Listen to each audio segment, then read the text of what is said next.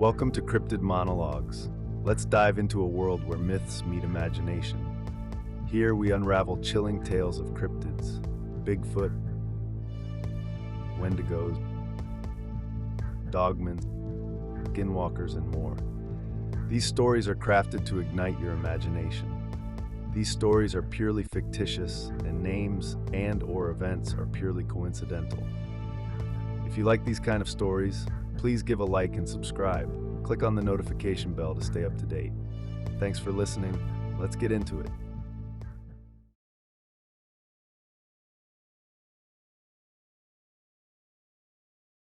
The Giant of Mount St. Helens. Long before the eruption of Mount St. Helens in 1980, the dense forests surrounding the volcano were steeped in mystery. The native Cowlitz and Klickitat tribes spoke of the Skookums, enormous hairy beings that lived in the shadow of the mountain. These creatures were said to be both guardians and hunters, their presence a warning to those who ventured too deep into their domain. In the 1920s, loggers near Ape Canyon reported terrifying encounters with massive, upright creatures that hurled rocks at their cabins at night. The area, named after these tales, became a hotspot for Bigfoot lore. As the decades passed, sightings persisted. Hunters spoke of guttural howls that echoed through the valleys, hikers found impossibly large footprints, and locals swore they saw shadowy figures slipping between the trees. For most, these stories were just that, tales to share around campfires. But for those who had encountered the creature, the legend was very real. Arrival in Cougar. Dr. Alina Morales knew of the Bigfoot stories before arriving in Cougar, Washington. As a geologist and volcanologist, her focus was on the earth beneath Mount St. Helens, not the myths that surrounded it. The volcano's explosive history fascinated her, and she was eager to study its post-eruption terrain. Staying in a small cabin just outside Cougar, Elena often visited the town's diner for breakfast. It was there that the stories began to seep into her routine. "You heading up the South Ridge today?" asked Tom, the diner's owner, one misty morning. "Yeah, I'm collecting rock samples," Alina replied, sipping her coffee. Tom leaned in. "You know, that's near Ape Canyon. Folks around here say it's one of the places they like to roam." "They?" "Bigfoot," Tom said with a grin. Elena laughed, but Tom's expression didn't waver. "I'm serious. A lot of folks seen things they can't explain up there. Just keep your eyes open, all right?" Elena nodded politely, but as she left the diner, she shook her head. Bigfoot wasn't part of her research. That afternoon, Elena hiked to a remote area south of Mount St. Helens, her GPS and rock hammer in hand.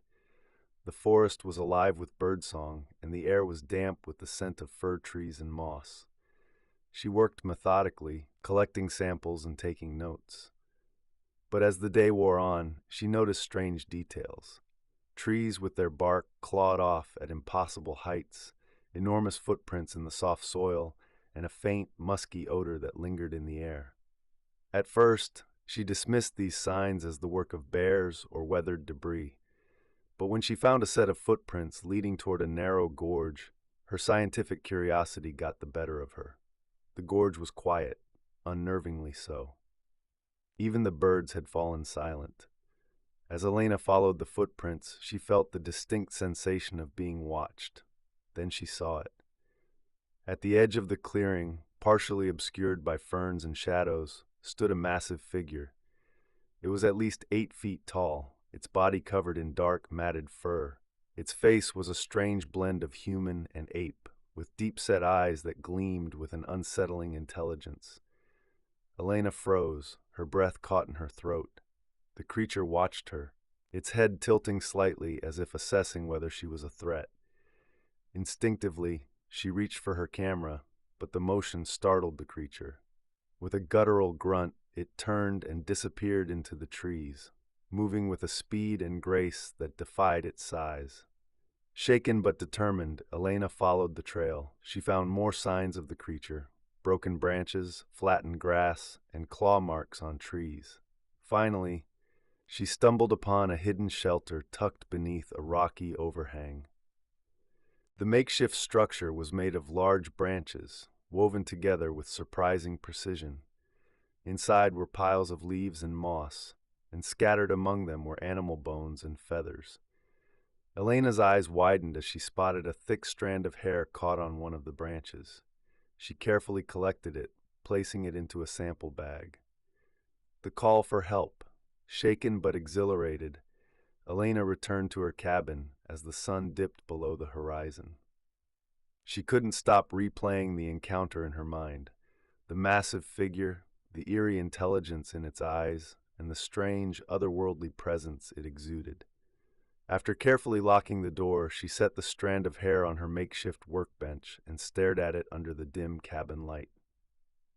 The coarse, dark fibers seemed almost alive with mystery. Her scientific instincts kicked in. She needed corroboration, analysis, and maybe, just maybe, a plan. Grabbing her satellite phone, Elena dialed the numbers of a few trusted colleagues. The first call was to Dr. Marcus Hayes, a primatologist and expert in North American wildlife. He was skeptical at first, but became intrigued when she described the footprints, the hair, and the creature's behavior. "You're sure this wasn't a bear or some kind of prank?" Marcus asked. "Marcus, I know what I saw," Elena said firmly. "This was no bear, and I've got physical evidence." After a long pause, Marcus replied, "I'm in. Where do we meet?" Next, she called Dr. Sarah Vick, an anthropologist with a keen interest in folklore and cryptozoology. Sarah was less skeptical. "You're telling me the legends might be true? Elena, you're sitting on one of the greatest discoveries of our time." Elena sighed. "Let's not jump to conclusions. I need you both here to help me figure this out." They agreed to meet her the next morning at the Cougar Diner. The following morning, the Cougar Diner was bustling with locals sipping coffee and swapping stories about logging and fishing. Elena sat at a corner booth, nervously stirring her tea. She had brought her field notes, photos of the footprints, and the sample of hair stored in a sealed vial. Marcus and Sarah arrived within minutes of each other, each carrying their own equipment.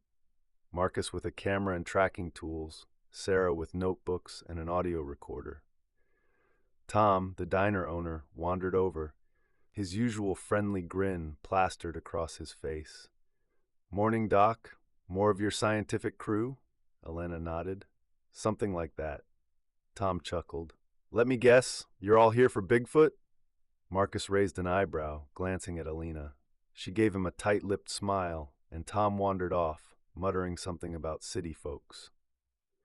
Once they were alone, Elena recounted her encounter in detail. She described the footprints, the creature's appearance, and its warning gesture. She placed the hair sample on the table, and both Sarah and Marcus leaned in, examining it with a mix of awe and skepticism. "This is remarkable," Marcus said, running a magnifying glass over the vial. "If this is real, it could represent an unknown primate species, or something even more extraordinary." Sarah nodded. "The Cowlitz and Klickitat tribes have spoken of beings like this for centuries. If the legends are based on a real species, this changes everything." Elena leaned forward. "We need to approach this carefully. If we go blundering into the forest, we could scare it, or worse, drive it away from its habitat." "Or provoke it," Marcus added grimly. After some deliberation, the trio agreed on a cautious approach. They would return to the area Elena had described, but keep their team small and discreet. Marcus would bring tracking equipment and motion-activated cameras, while Sarah would document any evidence they found, from footprints to environmental disturbances. "Elena," Sarah said, "you'll lead us to the site, but after that, we follow your lead. This is your discovery." "It's not just my discovery. If this creature is real, it's part of something much bigger, our shared history, our world. We must protect it." Marcus nodded. "Agreed. Let's make sure we do this the right way." That afternoon, armed with their equipment and a shared sense of purpose, the three scientists ventured back into the wilderness. As they approached the gorge where Elena had first seen the creature, the forest seemed to grow quieter, as if holding its breath. The air was thick with tension, but also with the promise of something extraordinary waiting just beyond the trees. The forest felt different this time. The towering evergreens swayed gently in the breeze, but their movements cast shifting shadows that played tricks on the eye. The trio hiked in silence, their senses heightened with every crackling branch and rustling leaf. Elena led the way, retracing her steps toward the gorge. She kept glancing over her shoulder, half expecting to see the creature watching them again. Marcus followed close behind, his eyes scanning the undergrowth for signs of movement. Sarah brought up the rear, her audio recorder running, hoping to capture any unexplainable sounds. "Hold up," Marcus whispered, raising a hand. They froze. The distant call of a bird had stopped abruptly, replaced by a deep stillness that settled over the forest like a heavy blanket. "Do you feel that?" Sarah whispered. Elena nodded. The air felt thick, charged with an energy she couldn't explain. Suddenly, Marcus crouched, motioning for them to come closer. He pointed to the ground, where a series of massive footprints pressed into the soft earth. They were fresh, so fresh that Elena could see the edges crumbling where soil had just been displaced. "It's close," Marcus whispered. As they followed the trail, the faint musky odor Elena had noticed before grew stronger. The footprints led them to a clearing, where they found more evidence: large claw marks on a tree, broken branches, and tufts of coarse, dark hair tangled in the undergrowth. Sarah knelt beside one of the claw marks, running her fingers over the grooves. "These are too high for a bear," she said. "And the spacing, it matches a hand, not a paw." Marcus took out a motion-activated camera, securing it to a nearby tree. "If it's still around, we'll catch it," he said, though his tone betrayed a mix of excitement and apprehension. Elena felt a prickle at the back of her neck, as if they were being watched. She turned slowly, scanning the tree line. The shadows seemed to deepen, and for a moment she thought she saw movement, a flash of dark fur slipping between the trees. "Did you see that?" she whispered. Marcus and Sarah followed her gaze, but whatever it was had vanished. The gorge. They continued toward the gorge, the terrain growing steeper and more rugged. The air here felt colder, heavier, as if they were descending into a place untouched by time. When they reached the edge, Elena stopped abruptly. The gorge stretched out before them, its rocky walls shrouded in mist. The eerie silence was broken only by the faint trickle of a stream far below. "This is where I saw it," Elena said, her voice hushed. "And just beyond here." A low guttural growl echoed through the gorge, stopping her mid-sentence. Sarah gripped Elena's arm. "That wasn't a bear." "No," Marcus said, his face pale. "It wasn't." The sound came again, louder this time, reverberating off the canyon walls. It was deep and primal, carrying with it a sense of warning. "Whatever it is, it knows we're here," Elena said, her heart pounding. As they stood frozen at the gorge's edge, a shadow emerged from the mist below. The creature climbed with ease, its powerful limbs gripping the rocky walls. When it reached the top, it stood tall, its massive frame silhouetted against the fading light. Elena's breath caught in her throat. It was even larger than she remembered, its fur glistening with moisture, its amber eyes glowing with an unnatural intensity. The creature let out a sharp, barking sound, then slammed its hand against a nearby tree with enough force to shake the ground beneath their feet. "It's telling us to leave," Sarah whispered. Marcus slowly raised his camera, but Elena grabbed his arm. "No," she said firmly. "Not yet." The creature stared at them, its expression unreadable but intense. It took a step closer, its massive footfalls reverberating through the ground. Then, with a guttural huff, it turned and disappeared into the forest, its movements swift and fluid, leaving the trio standing in stunned silence. "We should go," Marcus said, his voice tight. "Now." Elena hesitated, torn between her desire to learn more and the undeniable sense of danger. Finally, she nodded. "Let's get back to the cabin and regroup." As they retraced their steps, the forest seemed to close in around them, the shadows growing longer, the air colder. Every sound, a snapping twig, a distant rustle, set their nerves on edge. By the time they reached the trailhead, the sun had dipped below the horizon, and the first stars were beginning to appear.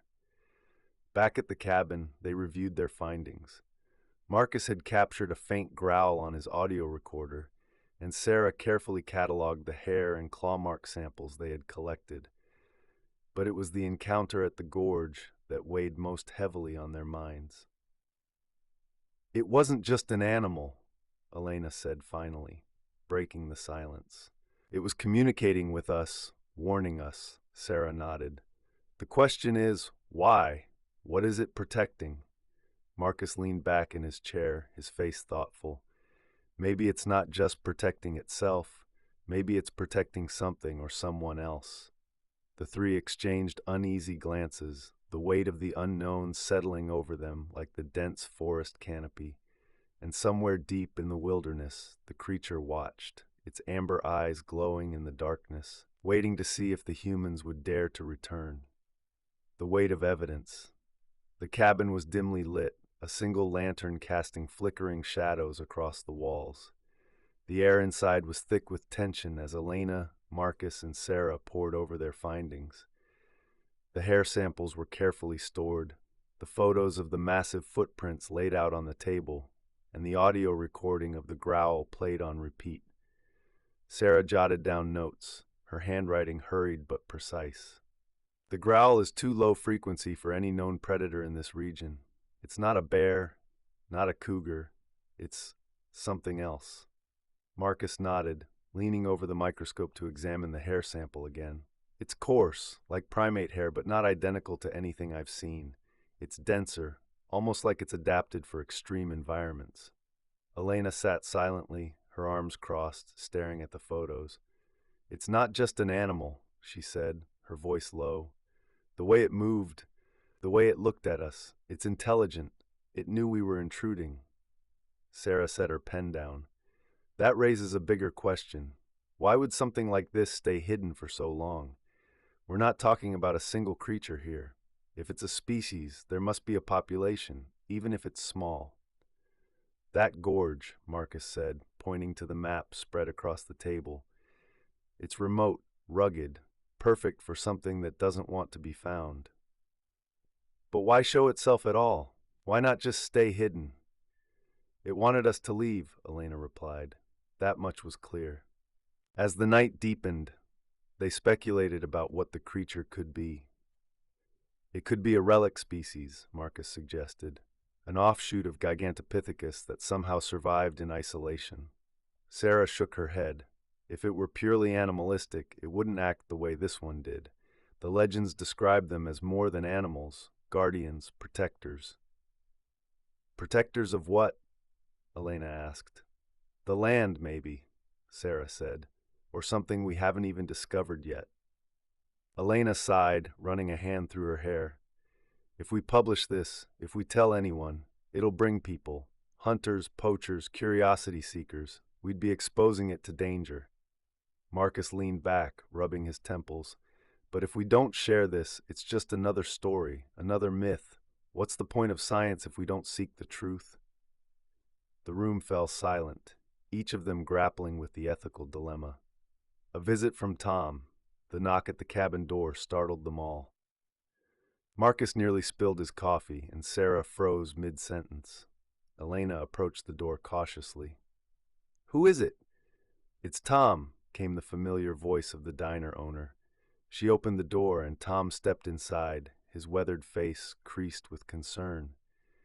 He glanced at the evidence on the table and sighed. "I figured you'd find something out there." "What do you mean?" Elena asked. Tom took a seat, removing his hat.